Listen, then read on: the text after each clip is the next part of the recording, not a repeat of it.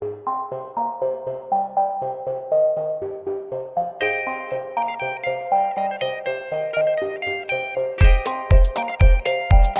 many times we make decisions and we think that we're being logical. But many times what we're actually doing is rationalizing an emotional decision. A couple of days ago I did a live stream, a webinar, where I talked about my decision not to skydive anymore because it just wouldn't be the smart move, because I have a problem with my eyes, I don't have much depth perception, I don't have any depth perception as a matter of fact. And so because of it, the risk of me crash landing again and breaking my leg again or worse is incredibly high. And so because of that, I made the conscious decision not to skydive anymore. And it was an incredibly difficult decision for me because emotionally I wanted to continue to skydive. It's something that I really, really wanted because I enjoyed it so much. I had such a good time doing it. I was afraid, sure, but it was afraid excited. And the two times that I jumped out of an airplane, well, I improved. Yeah, the first time I did it pretty decently for a first timer, and the second time I noticeably improved my performance, except for the landing, of course, where I shattered my ankle. But be that as it may, as much as I enjoyed skydiving, I made the conscious, rational decision not to skydive anymore. Now, that is an example of a decision that was rationally arrived at. But many times people decide on something out of emotion and then later rationalize it. Let me give an example. Suppose in my same case, insofar as skydiving is concerned, suppose that what had really happened was that the first time I'd been absolutely terrified of jumping out of an airplane, and the second time it had been even worse. Suppose for the sake of argument. Now, in that case, my fear would have been so overwhelming that I would have been looking for any excuse not to skydive again. As I said in the webinar, if you're a webinar member, the recording is there, and if you're not, please join. In that recording, in that webinar conversation, I discussed the fact that, I really enjoyed it. There was a lot of pleasure. But suppose it had been the reverse, that it had been full of fear. And the program that I purchased was a 7-jump program over 2-3 days. And I'd only done 2. Suppose, for the sake of argument again, that what had really happened was that I was so terrified of skydiving that I was looking for any excuse. Then I would have rationalized my decision to not skydive anymore. You see the difference? My decision not to skydive is because I love it. I want to do it, but I have this problem with my eyes that make it such that if I were to skydive again, the odds are very high that I would crash land again and potentially break another ankle, or perhaps much worse. It was a rational decision. But suppose, like I say, hypothetically, that fear had been driving me. Fear had been driving me and preventing me from doing something. In this case, skydiving, but it can be whatever. You'll notice that people tend to rationalize their emotional decisions. And what's more, they tend to create an incredible intellectual superstructure to explain their decision. Let me go at it another way. In the United States, it's increasingly clear that we are headed to a civil war. There are 2 bands, politically speaking, and they hate each other. I mean, they hate each other with a passion. And the hatred is so profound and so immutable that in the short term, I'm talking, perhaps this election, perhaps the 2024 election, but at some point, there is going to be a break. There's going to be a break, and the military somehow or other will get involved, because that's how civil war starts. The civil wars always start with one faction of the military fighting another faction of the military. And we are already seeing in the US military, the officer corps are, for all intents and purposes, woke Democrats, and the non-commissioned officers and enlisted men are Trumpists.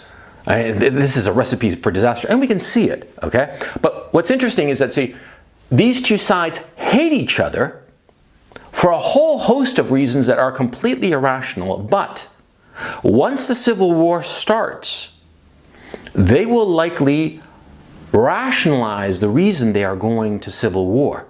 They will come up with an intellectual reason as to why they are doing something that is really emotion-based and not rational. My guess is that, see, the right, the Trumpists, whatever you want to call them, they're going to rationalize their decision as fighting against abortion. You know, fighting to save the little babies. Yeah, that's a great excuse, a great rationale to go to war over or with somebody, right? Whereas the other side, the woke leftists, they're going to pick up the banner of fighting racism. That's what's going to be their rationalization. But notice, both the pro-Trump people who are going to be anti-abortion, save the babies, right, pro-life, that's going to be their rationale, and the woke leftists who are going to say, you know, fight the racists, fight the Nazis, fight the whatever, right? These are going to be rationalizations. It's a fundamentally emotional decision to go to war. I'm bringing all of this up so that you can pay attention to your decisions. The big decisions, the important decisions in your life, many times they come out of a source of emotion. But don't let your emotion dictate your actions. I always tell you this. Your decisions, the important decisions, should always be dictated by reason, by logic, by empirical knowledge and acquired information. Never decide on something big, based on an emotion. I mean, you can decide whether you're going to have a chocolate ice cream or a vanilla ice cream based on emotion, based on which one you like the most, yeah? That's a trivial decision. Yeah, the trivial decision's fine. Run with your emotions. But the important ones, insofar as your life is concerned, never fall for the trap of rationalizing a decision, especially a major decision. My decision not to skydive anymore? Well, that decision, you know, it's been twirling around in my head for so long. Because as I explained in the webinar, I had so much fun skydiving. And not only that, I liked the whole environment, the people, the sorts of people that they were, the whole environment. It was so pleasant and cheerful and yet soothing and calm. The people there, they were all delightful. And the fact that they were all involved in skydiving, it gave us all like a point of unity. And it was just terrific. I felt so welcomed there. And I had such a good time. I mean, I really did. I mean, not just the skydiving, I mean the people. They were lovely. They were lovely people. And there was something there about all of us really enjoying skydiving that just brought us together. And it was wonderful. And I wanted to be a part of that milieu, that environment, that social group. I very, very badly wanted to be a part of it because it was just a cool environment with cool people. Not to mention skydiving, which I have to tell you, you know, the more I think about it, the more I just like, I enjoyed it so much. And to tell you the truth, if my foot were like magically presto changeo fixed and I could go out of an airplane now, I might well do it. Even with my problems with my vision, that, you know, my lack of depth perception makes it a hazard for me to jump, yeah? But you see the point. I made a rational decision, and the sacrifice is great. I feel it. I feel that I'm leaving behind something that I would have enjoyed the rest of my life, but that it's simply too dangerous for me. And it's not out of, you know, fear, because I've been thinking about it a lot. My decision not to skydive anymore is not based at all in fear. Not at all. I mean, I posted those videos of me skydiving, right? And you can see there in those videos, I don't hesitate. I'm just thrilled to do it. I'm excited. Of course, I'm scared, but I'm not terrified. But had it been in the opposite case, had I really been terrified, this would have been a great rationale. And nobody would have noticed. And everybody would have been like, oh, fine, you know. But that's why I'm telling you this, so that you think about your own decisions. And here's another thing. There's nothing wrong with feeling afraid, really afraid to do something. There's nothing wrong with that, okay? And there's nothing wrong sometimes with feeling that fear is so overwhelming that you can't really pursue a goal. It's disappointing. It's disappointing if you give in to fear. Because the difference between giving in to fear and giving in to reasonable objections sometimes is pretty vague. I mean, it would be wonderful if it was a bright dividing line.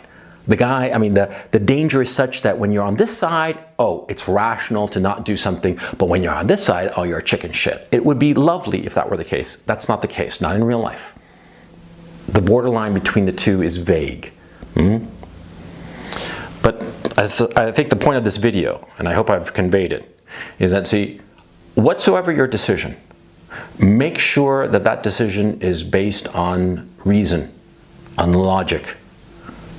You set aside your emotion, no matter how powerful that emotion. Let me rephrase that.